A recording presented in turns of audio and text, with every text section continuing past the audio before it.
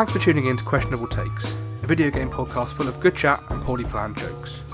In this first episode, myself and my guests Ben and Ewan discuss the latest game from Supergiant Games, Hades. We try and answer the key question, is this the best roguelike game ever made?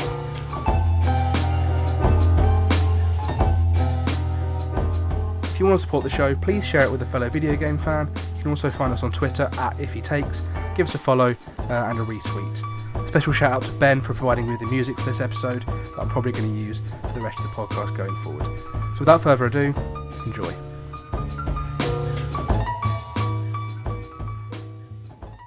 Hello lads, how you doing? Yeah, good man, good. How are you? Yeah, not too bad. Ready for this? How are you, Ben? I'm good, mate. I am raring to go. In fact, I probably shouldn't jump in with names because for those that are listening, Spoilers. they're not going to know who we all are they? I guess. So let's do a few introductions. I guess my name's Max. This is my show. Just wanted to have a show of my own. I just wanted a space to be able to talk about all my favourite games with all the people that I'm lucky enough to know, and that includes you guys. So I'll start with introductions. So I'm joined by Ben from the Crossplayer. Say hello, Ben. Hello, and thank you. I thought you were going to say talk about my favourite games with my favourite people. I thought that would be a nice tagline, but no, you didn't. You didn't go that far. You just said people I know. Yeah, well, don't jump. I said people I'm lucky enough to know. Don't jump ahead. Anyway, the Crossplayers, where Ben is, they're a great group of guys. They bring you all kinds of different video game content across Nintendo, PlayStation, Xbox, even retro stuff. Definitely check out their stuff. They've got a weekly podcast. They've got a monthly game club. They've got a Discord. They've got a website. Reviews. Oh, Ian's gone. Videos and articles. It's all quality content. He's back. He's back again. There we go. He's back again. It's all quality content. I'm going to put links to all the stuff in the episode description. So go and check them out if you've never heard of them before. Although what you're doing here if you haven't. And I'm also joined by, if it's all going to work and he's actually going to be able to be a part of it, joined by Ewan from Gamingbible. Say hello, Ewan. Hello, guys. Hello. If you haven't heard of Gamingbible, it's one of the biggest video game publications on social media. Is that right? Like the biggest, or It's one. I feel like I'd get in trouble if I said the biggest. I don't know. We're definitely you reach a lot of people. Yeah, we reach a lot of people, don't you? Yeah, so it's actually Ewan's job. He gets paid real money to give his thoughts and opinions on video games. Wow. And to be told he's wrong by literally thousands of people. Yeah, every day. it's So he's very... those are opinions that the people don't want to hear. But I'm brave enough to deliver those opinions. You are a very brave man. I saw even this morning someone name dropped you and said that you were wrong, and I was like, that's impressive. Oh God, did they? Yeah. See, this is don't read the comments. Don't read the comments. That's rule number one. Hopefully it's a rule you stick to. Thanks you guys for joining me for episode 1. It really means a lot that you wanted to come on and talk. Obviously not just because of me, but because of what we're here to talk about. But it's going to be good when your grandchildren ask you, Grandad, where were you when episode 1 of the award-winning video game podcast Questionable Takes was recorded? You'll be able to look down at them and say, I was there. So the reason we're all gathered here today is, as you guys know, and I'm sure those that know us are already tired of hearing, we've all been playing or have played Hades. Is that right? That is correct. I mean, who hasn't? So, I thought this was about Super Metroid. What are you talking about? No. Well, we could do a whole other episode on that. To be fair. I'm sure you could probably jump in on that, right? Absolutely, more than happy to do that. There you go. Episode 2 is already in the bag then. So hot off the trail of Ewan's 10 out of 10 review, his first 10 out of 10 review on Hades. Mm-hmm. The first question is, how are you guys finding it? Well, 10 out of 10 is spot on. Not to spoil things straight off the bat, but it's my game of the year easily. Yeah. It's simple as that. I think. I mean, I was going to ask this later on, but I think let's go game of the year. I mean, for me, it's between this and Ori and the Will of the Wisps. I would have to agree with you completely. Yeah. Yeah, there we go. You as a man of good taste. For those who aren't aware. Are you just going to bring people on this show that are going to agree with you? No. I'll bring someone on to debate about The Last of Us another time, So there's still a few months left of the year. Nintendo's not been doing a lot this year, which is my sort of main bread and butter, but I know you guys are multi-platform, you guys play games on everywhere, but there's just something about this and Ori as well that have just really grabbed me. So I mean, I've played about 50 hours of it. In fact, I checked earlier. I've played just over 50 hours of it, which is a lot for any game that I've played this year. I'd say. How much have you guys played? Oof. I'd need to check. Not 50 hours, but No. I mean. Oh, you reviewed it? Oh, you thought you were good enough to review it after a measly less than 50 hours? Come on, mate. What a fraud! You've gone and exposed Game me here. They're gonna be coming for me in the comments. I mean, I think I've put in dozens of hours. I think it's fair to say, enough to know that it's probably going to be my game of the year. That's all you need. How many wins have you got so far? So 4. I don't know how many wins you need to sort of. I guess we'll get to this, but I don't know how many wins you need to sort of see the end. Happy to spoil it. It's 10. It's 10. Oof, bloody hell. Okay. Ben's got a long way to go, haven't you, mate? Yeah, I've just got the 1 win under my belt, and then I cranked the heat up straight away. Oof, and, brave. I don't think I'll be getting any more wins anytime soon. No. I don't know how many hours I've put into it, but when you asked that question, it did remind me that I've left my Switch in the car, and now I'm just really paranoid that someone's going to walk past and see my Switch. So if I seem Time to wake the kids up and send them out. Exactly. If I seem distracted, that's why. Yeah, I would estimate though, if I did have my Switch to hand, I think probably 20, 25 hours I've put into it. It's a pretty good time sink, isn't it, of a game, especially for one that is, I mean, like most roguelikes, you go to the end, you beat it, and then that's it, you're done. Whereas this game, I mean, we'll get into it in a second about why it does it in such a good way. But this is one that I've never put this much time into a roguelike game before, other than maybe Binding of Isaac, but that's got like 10 years on it. So that's 30 hours spread across 10 years, but compared to 3 weeks in Hades, number 50 hours already, with a life and a full-time job as well. So, well, a full-time promise job. I've got a life. Yeah.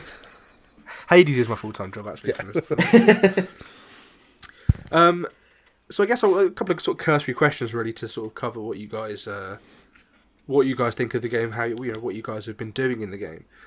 First of all, which god do you hate and which god do you like the most? Like, not just specifically the god, because I don't want to get into a horny conversation. I know Ewan's got some feelings and thoughts about some of the gods, but which of the boons and which of their sort of like general abilities do you always go for, and which do you avoid? Well, for me, I feel like there's kind of within the Hades community almost there's a little disdain for this, but I automatically drift towards Athena and anything that helps me deflect. People are like, oh, you shouldn't be using deflect as a boon because it makes you soft, but I want to be soft. I don't care. Play the game how you want to play it. There's so many fucking options. Well, exactly. Yep. I saw on the subreddit earlier that there was a thing of like, that Rick and Morty meme where it's like, what is my purpose? And then it's something, and then he goes, oh my god. Yeah. And it was, Athena, what is your purpose? And it was just the dash to deflect. But a cast to deflect is really good, and just generally being able to deflect things is such a handy. It's so helpful. Tool. Yeah. I think especially in a game when there's. No, go on. There you go. I'm the guest, I guess. Okay, I'll go ahead. Yeah, no, I think the deflect thing it's almost essential. Like, if I haven't got it, I feel, like I'm going naked into battle. I feel like I need that. But I think a lot of the characters actually are going naked. Yeah. I think my go-to though, if I can get a dash, I think it's Ares that gives you that blade rift one. Oh yeah, that's great. And really, I love that. I avoid that. Really? I really avoid that. No, I love it. Yeah, I just feel like why. it does. I don't know. I don't think it does a lot of damage, but it just looks badass. Yeah. And that's why you're at 1 win, Ben. That's why you've only won the once in 25 hours. You'd rather look good and lose. I mean, what I would say is if you combine that with, when you ultimately are able to dash 3 times in a row, you're creating 3 of those. That's just it's a vortex of doom. That's true. It's fantastic. Well, I think my first win, I had 5 dashes. And I could just I always dash. go to Hermes and try and pick up the extra dashes, Yeah, because it's really handy to be able to, especially when you've got things like the rupture boon effect, where it's like the water that cascades around you every time you dash. Yeah. And you just do that 3 times in a row, and you're just like knocking everyone around you. No one can touch you. It's wicked. It is almost like you don't. If you've got deflect as well, it's almost like you don't need to attack. You could just keep dashing around and doing damage that way. But yeah, brilliant. However, attacking is important, which leads on to a very important question. What's everyone's favourite weapon? It's a tough one. There's so many to choose from. It changes all the time for me. Yeah, I mean, I can tell you right off the bat, my least favourite, Go on. and that is 100% the rail, the gun thing. I forget its actual name. The adamant rail, isn't it? That's something like that. Yeah, that's it. I think that's it. Good memory. I got my first win with the rail. First time I ever used it, I was like, "Oh, I'm going to hate this." And then that first time, I beat Hades for the first time. Spoilers, everyone. And was like, "Oh shit! Like this is a really good weapon." And then that's probably the least one I've used since. One I've used least since, rather. It is decent. Just not as flexible. But it can be, because you can get power-ups where you don't have to reload, and it just becomes like the machine gun that you can just go into battle and just mow everyone down. Yeah. I don't mind that one. I think probably I can't remember what my win. I was going to say my first win, but I can't say that. My one win. I think it might even have been with the shield. I can't remember. The shield's, the base shield I didn't like very much, but the more upgraded shield down the line. Yeah. There's like the hidden aspect one that I had that's like, it's heavier and you like charge it up with your casts. Right. So that it's like, you do like a bigger hit with it. And that feels amazing. But I think the base shield, I just don't like how, instead of like a combo where you hit, attack, and you do like a 3-point combo, you just hit attack and you just go, well, this is doing the same thing. This is one of the things I really love about Hades is that the weapon you start your escape attempts with is just not the same weapon that you're finishing with. It's completely different every time because of the boons and your combination of the boons. Like, I hated the bow and arrow. And I think you saw on Twitter, Max, that run I had with it. I just polished off the last boss in, God, it was like a minute.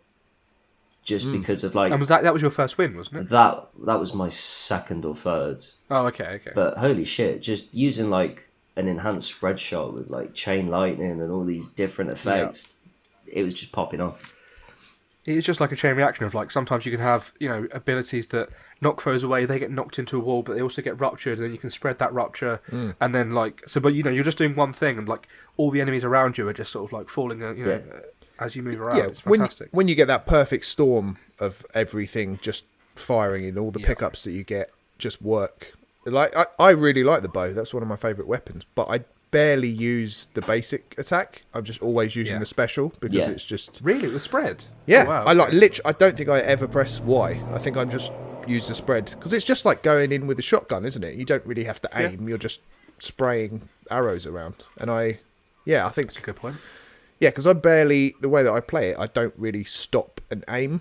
I'm just constantly dashing around. Yeah, I mean, you absolutely have to do that. Really. And just sending projectiles in the general direction of enemies and then getting out of the way. Hoping for the best. Exactly. Hence the one. So I like one of the bow. There's a second bow, sort of the second upgrade, or the first upgrade for the bow, is when you fire the normal attack, it like puts like a target on the enemy. Yeah. And then all your specials then like converge on that enemy. Ooh. So you don't do like the spread that you do maybe 4 or 5, but like so you hit him once with the main attack, and then your special attack it just sort of seeks them. It's really good because you can just like set yourself up, shoot them, hide behind something, and then just shoot arrows, and it's like pew pew, like knocking them all down. That's great. I opted against, because at the time the bow was my favourite weapon, but I opted against all those upgrades because of that, because it takes away. What, 6 of your arrows, doesn't it? The special that you like to use. Yeah. And I was like, well, I don't want to aim at just one person. I want to just cover the room in arrows. So I didn't. I think I upgraded the spear, which is probably my second favourite weapon, I would say.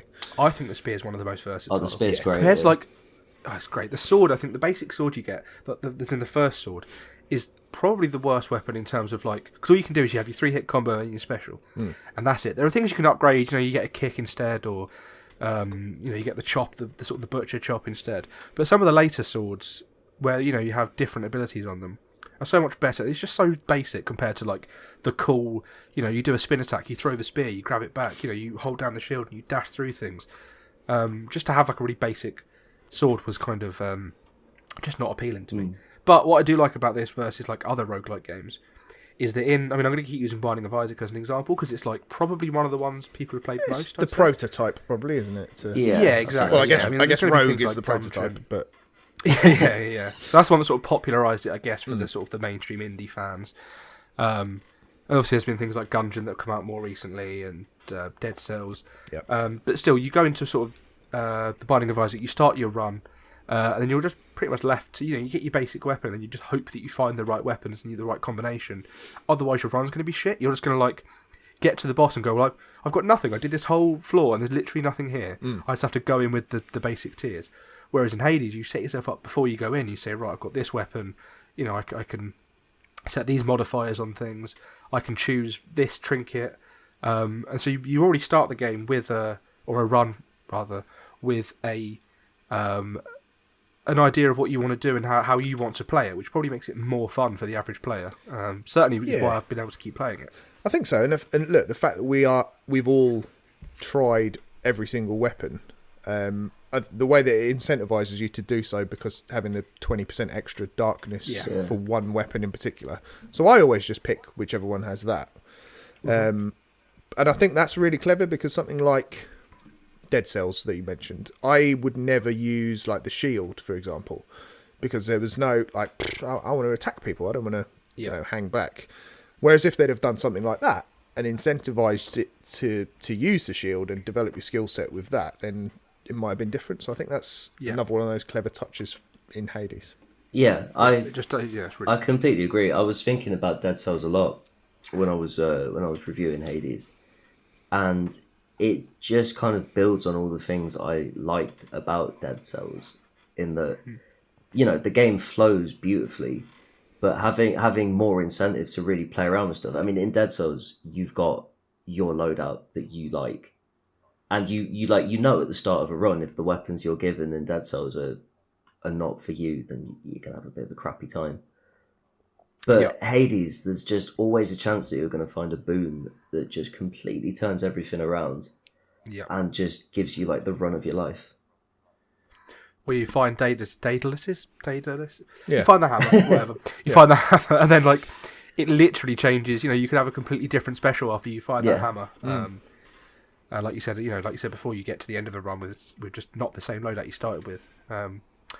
Which is great. And but you can have, like, there's been so many times where I've been, I've got past like the first biome and gone, well, I'm having a crap run here. This is obviously, maybe I should just throw myself in the fire, be done with it. But then a couple of rooms later, you're like, actually, picking up a bit of steam here. I've got things are firing, and you should basically just never give up in this game, because I think you do. And maybe that's the message it's trying to teach us. There is a message in there somewhere. I think it's just like cartoons are hot, I think is the message they're trying to sort of hit into things. Well, yeah. I'm not taking that on board. I just think that's what they're going for. I've on the flip side to what you said about, you can feel like shit one biome and feel good the next one. I on stream this week learned the hard way that being really cocky at the start of your run, like, look at this cool hammer and weapon combination I've got. I'm like clearing rooms without getting touched. It's fine, because that can all go very wrong when you get to like the rats in the last biome. Oh yeah, fuck the rats, man. Fuck the rats.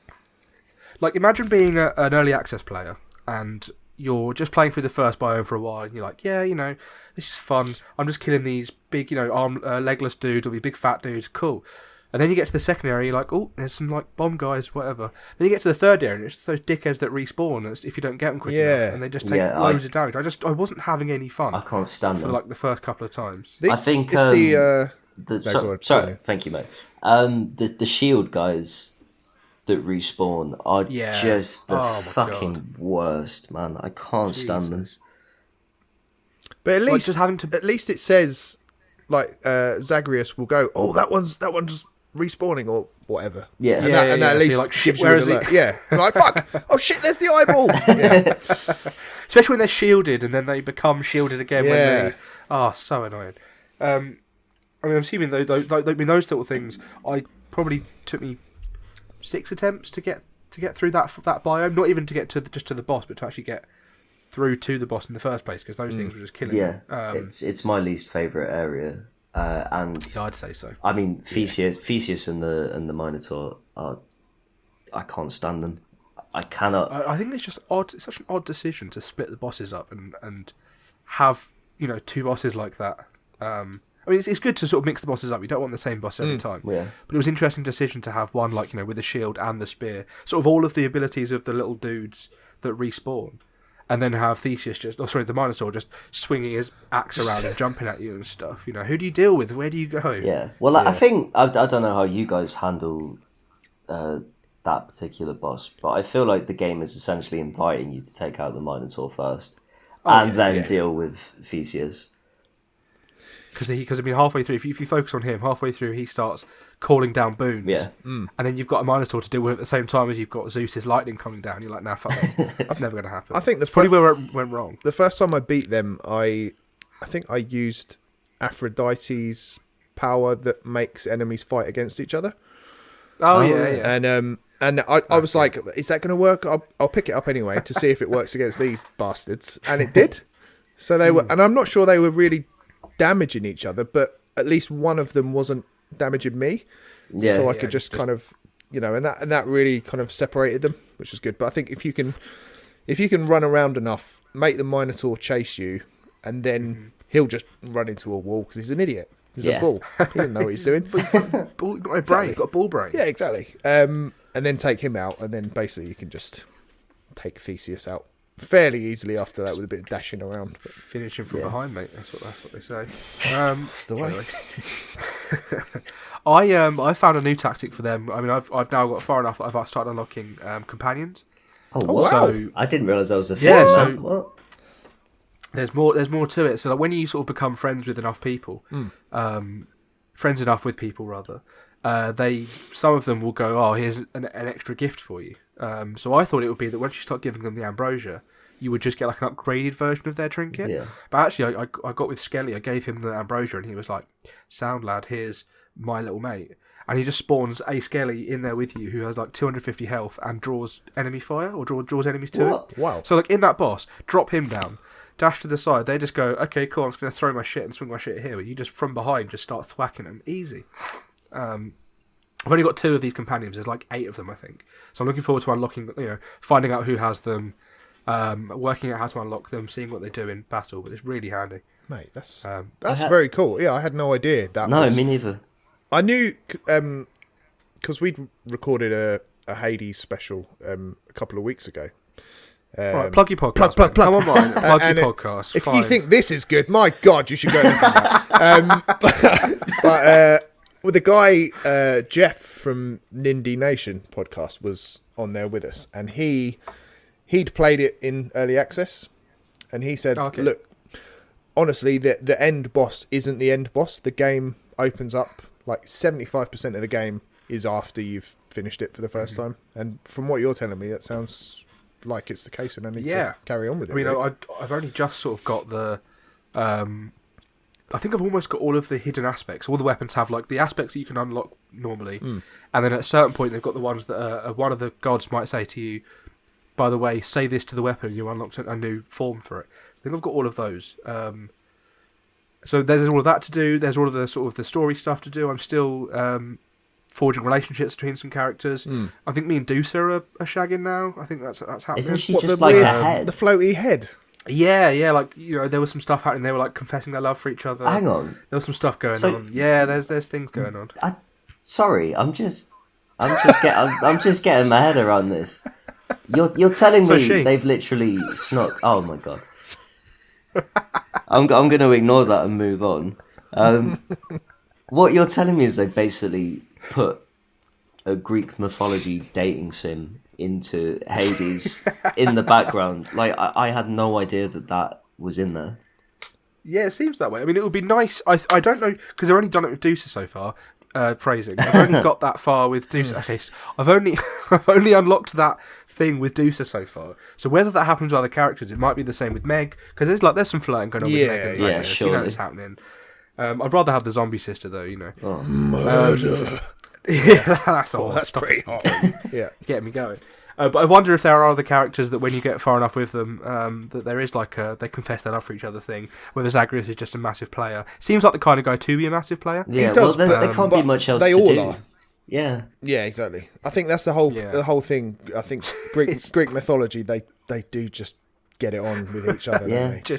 They're just all shagging. Yeah, I don't care what animal you are, what gender, whether I'm related to you. Let's just get it on and have some powerful children. I think that's the thing. Yeah, that's it. Yeah, Like, could our kids beat us in a fight? yeah.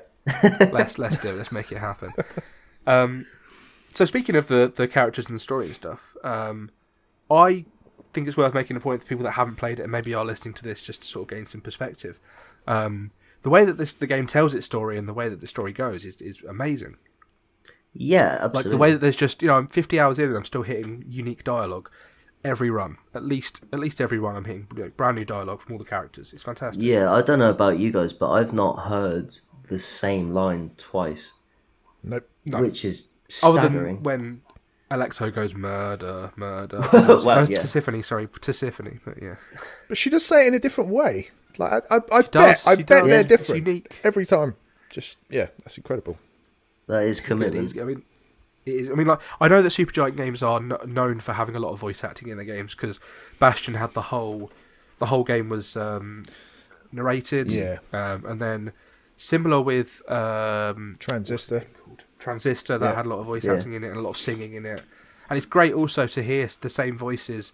The voice of the is it Zia from Bastion is also the voice of Red in Transistor. Is also the voice of the singing lady whose name I forget. Eurydice, I believe. Eurydice, yeah. So Yeah. you've been doing your reading, haven't you, Ben? You've been looking up into all of this. She's my favourite. As soon as you The walk tree. you walk into that and you just hear her singing, it's like, cool. I'm gonna get a good power up out of this. Amazing. Yeah, she's fantastic. I made a point on stream last week to every time I entered that room, get a lighter and wave it above my head. Take some time to listen to it. It's nice. She's brilliant, and she just wants to feed you and look after you. I'm She does. I could just stay here. I don't want to beat my dad up and meet my mum. But you have to. Yeah. It compels you to. Because it is compelling. The whole story, even before on the way to beating it, I wanted to know why I wanted to escape. I wanted to know why Persephone left. I wanted, even when you do it the one time and they're together, the more it happens, there's still more mystery going on. And even though I'm at 10, I've done my 10 wins. I'm at like 16 wins now. All Right, Not bragging. bloody hell. Not bragging. Well, one win wonder over there, and then I thought, you reviewed it on 4, whatever. I'm still hitting new story points. I was just playing before we started recording, and I just unlocked like a new feature, which I'm like, Jesus Christ, I'm at 50 hours, and I've sort of done the game. It's still like, oh, by the way, here's this new thing you've unlocked, and it's Grief. yeah, it's good. I mean, It's impressive. what I would say as well is even if you didn't want to play it to beat your dad and get out of the underworld, which is obviously why we're all playing it ostensibly. Yeah. I mean, clearly you can also just play it to collect nectar and make friends with everyone. If that's how you wanted to do it, you wouldn't even ever need to successfully complete a run. Yeah, you're exactly right. There is a Greek god dating simulator in here because you can just go through, give a nectar to someone, and they go, "Oh, let's have a nice little conversation." It unlocks more story. You can learn about them and stuff like that. Thinking about it, there's kind of a Animal Crossing element to it as well, isn't there? There really is. Like you can do up your gaff. Like Yeah. you can, There is. Yeah, Have you actually? Has either of you actually done any of that? I did it for a quest or like I Right. had a prophecy that was like, do this to unlock this. Okay. Yeah, I did So a little bit. Like I think I maybe put in a new carpet, and that was Nice. that was pretty much it. But is there I think I've made the lounge look nice. is there a point to it? Do you get anything out of it, or is it I literally think just most of it is aesthetic? cosmetic, Okay. but there are a couple of the prophecies that are like, oh, learn to play the flute or the harp, lyre, whatever it is, with by learning from a master of the art, obviously meaning. Oh my god, I'm so bad with these names. Help me out, Ben. Who's the Orpheus. Orpheus? There we go. God, I don't know where I'm pulling all this shit from, man. It's amazing. I'm amazing myself. You just got a spongy brain. You see, you might have beaten the game 15 times, but you don't have that knowledge, mate. Yeah, 16 times even. Put some respects on it. So there's like I bought the lyre for my bedroom, and now I'm just going up to it every now and again, just hammering R while he plays it terribly, hoping that one day I'm just going to get better at it, and then unlock that achievement and get some free ambrosia. Not looking likely though. Yeah. So, I think a big question that I hate to bring up and hate to put on you guys: what don't you like about Hades? Ooh, I'm gonna let you go first with that because thanks. That's gonna take me a while. Ewan's journalistic integrity is on the line here. If he's like, well, I don't like this, and he gave it a 10 out of 10. Exciting. Oh God. Do you know I've really struggled with this to come up with anything that I don't like about it. I'm sure there are elements. I suppose, to be honest, that whole doing up your house thing. Yeah. That I never go for the gems when that's an option on the door. You know, and I will never go for that because I think I'm sorry, I just find that utterly pointless. Unless I have been going for the gems. Really? But not for that reason. Only because you can trade them with the guy.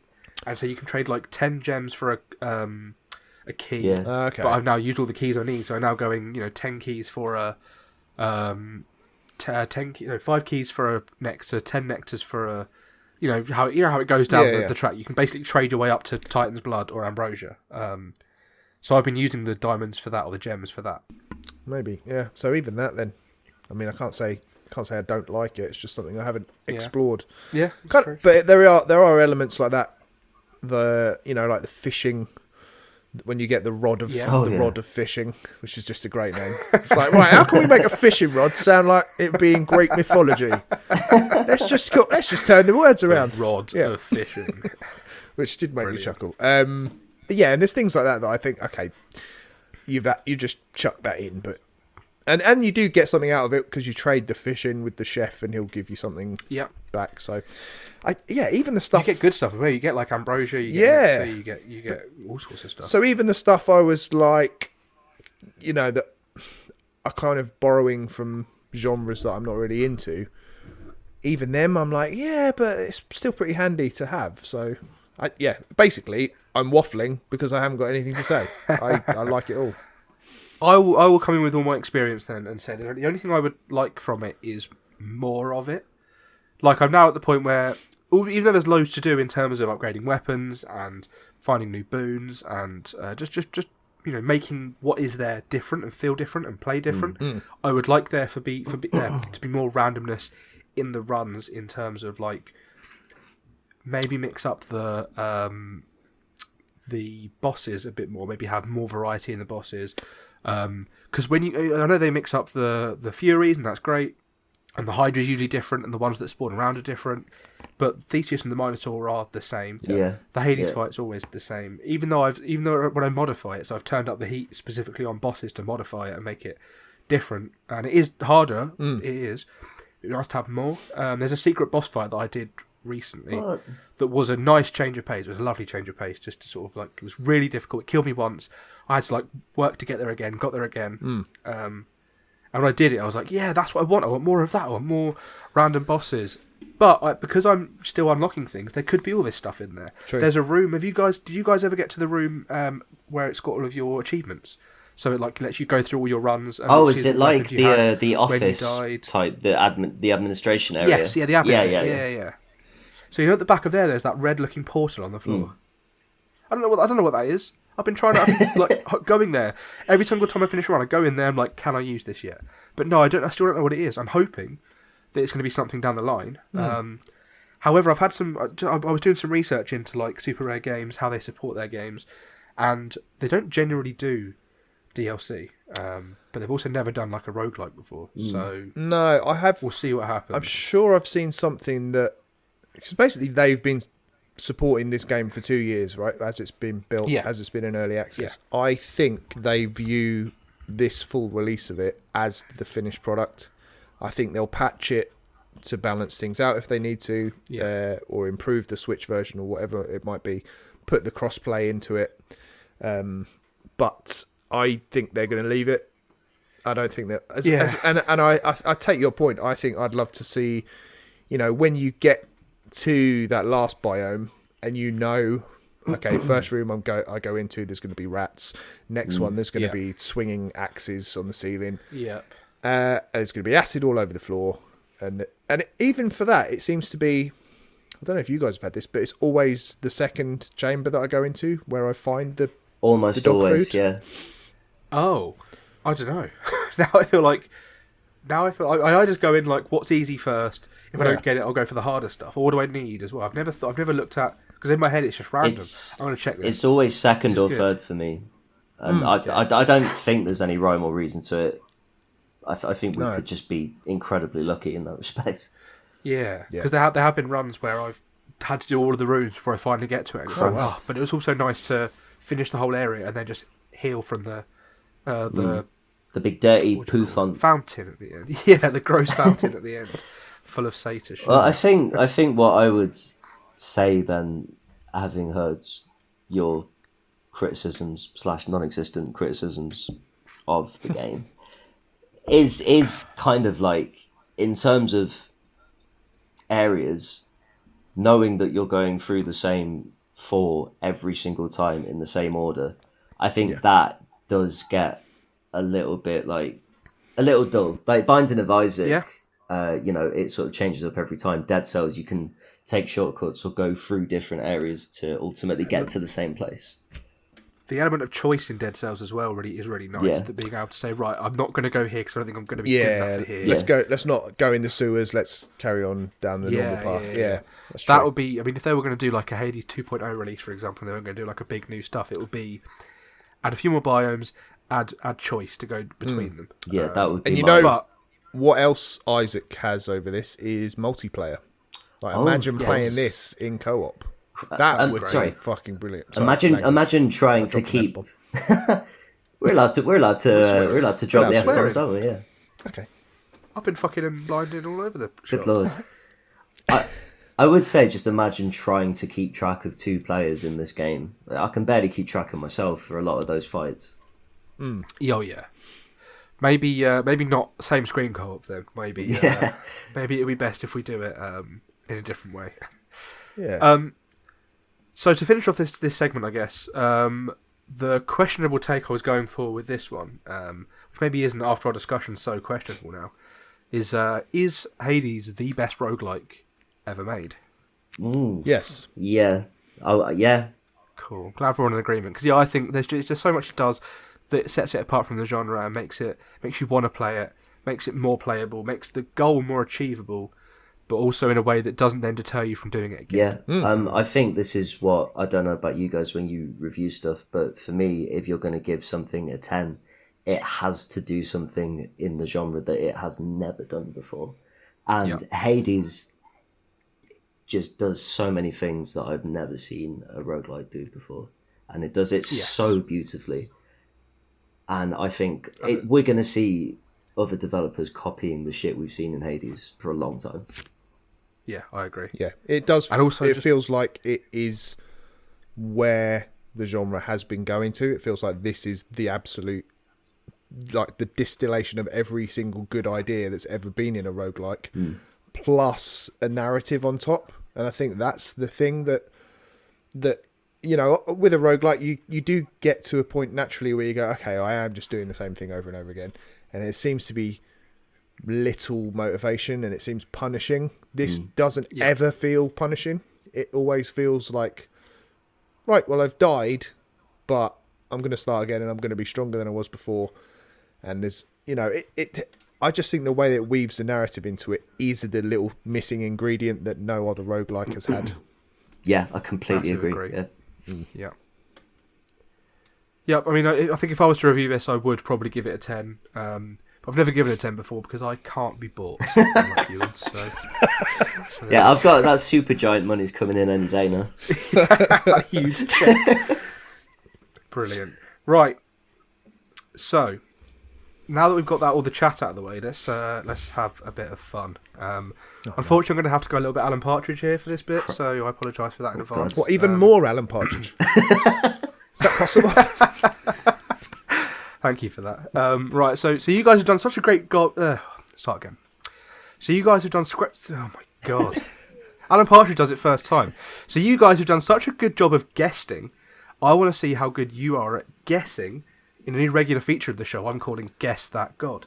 Oh my goodness. So this is a quiz. It's time for you two to go head to head and test your knowledge of gods and mythology for the ultimate prize, which is this week, drum roll please, don't actually do a drum roll, I can't be bothered. Right. I'm going to send you a screenshot of my Hades win record and let you pass it off as your own. Show your friends and family. Wow. Say that you did it. It's a coveted prize, right? It's very coveted. So the way the quiz is going to work, I'm going to ask a question, and in order to say an answer, you need to shout your name first, so I know who to say to answer. If you get it wrong and you shout your name, the other person gets a chance to steal the point. Okay. Interestingly, I've only got 6 questions, so we could have a draw, in which case I'll have a tiebreaker. Okay. So yeah, without further ado, let's get started. Okay. So, you guys ready? As I'll ever be. Yep. Good, okay. Which is to say. So question 1. As an eternal punishment, what was Atlas tasked with holding on his shoulders? Ben. Go on. A globe, the world. Oh, wrong. Ewan, chance to steal. Was it a massive boulder? Also wrong, lads. It was the heavens. Oh. Atlas is incorrectly portrayed as holding up the world. Oh. But Zeus actually made him hold up the sky and the heavens. Check your mythology, mate. I've checked my mythology, that's why I asked the question. Okay, question 2. Seeing as you both fucked that up, didn't you, lads? Wow, so you're such a gracious host. Maybe it's the questions. Well, yeah, maybe it's the questions. Question 2. In Series 4 of Peep Show, what was the name of the project that would see marketing become a branch of sales? Go on, Project Ewan. Zeus.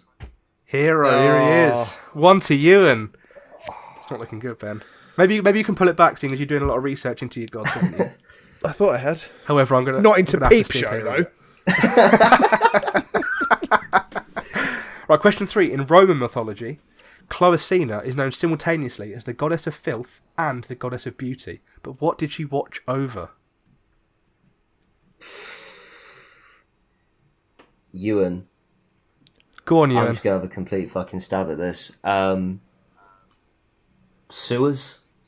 Oh, Ewan with the second point. Really? Oh my god. He's the sewers. Fuck yeah. Amazing. How dare you, Ben? You're slacking, mate. How dare you pit me against a proper journalist?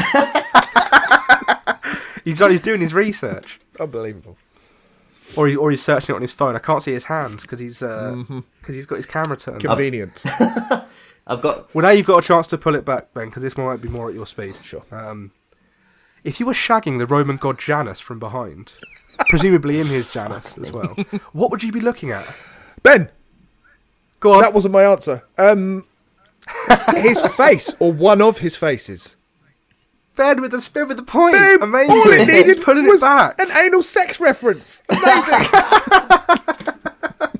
I knew it would be more your speed. Right, I'm going to swap 5 and 6 around, just because. Let's have a good one. What is Morpheus? That's Morpheus, not Orpheus. What is Morpheus the Greek god of?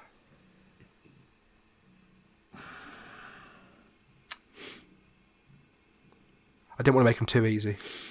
Should I have made them easy? Yeah. I'll have another guess. Fuck it. Go on, mate. Animals? No, Ben's with the chance to steal. Is it knowledge? No, sadly, guys, it's dreams. That makes sense. However, this last question could mean the tiebreaker. Wow. Or it could mean Ewan wins. Do you have a tiebreaker prepared, Max? I'm just gonna pull one out my arse. Lovely. Out of your Janus. If you could turn your camera off before you do that. Yeah. So, question 6. Mitchell Robertson currently plays centre for which New York basketball team? Jesus Christ. Ben. Go on. New York Knicks? Oh, Ben! Yeah. Tiebreaker, it's Knicks. Yeah, because the goddess Knicks. I can't believe you've done me with a sport question. It's mental, because I'm not a sporty person. A range of knowledge, that's all it took. Anal sex and American basketball. My 2 favourite things. Amazing. What luck. Right, tiebreaker question then. Oh, bloody hell.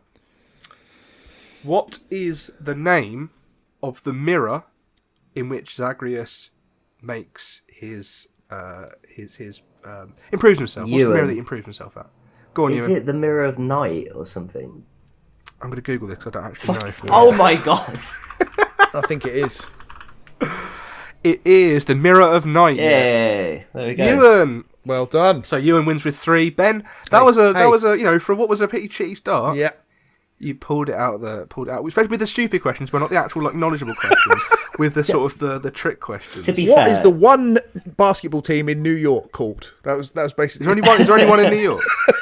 Is there only one basketball team? Oh, mate, so I'm not a sports person. Yeah. I'm the names sound the same person. That's why I went for that question. It was a clever question. I'm glad you explained it afterwards why you included that question. So that was Guess That God, regular feature of the show that will probably come back next week. Definitely not, because we're not going to be talking about gods next week, are we? So that was that. How did you guys find the quiz? it was unexpected, but delightful. It was unexpected. Yeah, and I like to think throughout the show, have shown my knowledge of Greek mythology. You have. Without really needing have. to show off in a quiz. Well, exactly. Yeah, I desperately needed to prove myself at the end, so I appreciate the chance you gave me. Exactly. I think we finished level. I think everyone finished evenly. We all finished at the same time, and everyone was really happy. Yeah. Speaking of finishing at the same time, we've come to the end of episode 1 of Questionable Takes. Blimey! Wow. Congratulations, Yeah. Max. Well done. Thank you. Here we are. Did a good job, Max. Thank you. Well, you guys, thanks for coming on, and I'm gonna officially say it again. Thank you guys for coming onto the show, talking about Hades, this fantastic game. I'm sure everyone's already bored of me talking about it on Twitter, but maybe people that follow you might want to hear you guys talk more about it. So we'll see how we go. If you guys want to see what else Ben and Ewan are doing, I'm going to leave all the links to all of their socials and all of the things they do down below. Check out Crossplayers. If you haven't already, check out Gamingbible as well. But if you haven't, then you're not one of the 6 million people that follow them on Facebook. So. But if you want to support this show, you can go on to twitter.com, which is a website you might have heard of, and go to find Iffy Takes is the handle. Questionable Takes was too long. Question Takes was already taken, and I just sort of fought for hours in my own mind about what to call the Twitter. So I like Iffy Takes. Yeah, I think If He Takes is great. Yeah, I think Good, that's what okay, you cool. should have gone with that with the podcast name. To be honest, but it's too late now, isn't it? Yeah, but Questionable Takes look better as a logo. It's a whole thing. Fine. Anyhow, I'll put the information in the description. So tune into the next one whenever that may be. Thanks, guys. Thank you very much, mate. Cheers. Pleasure. Bye.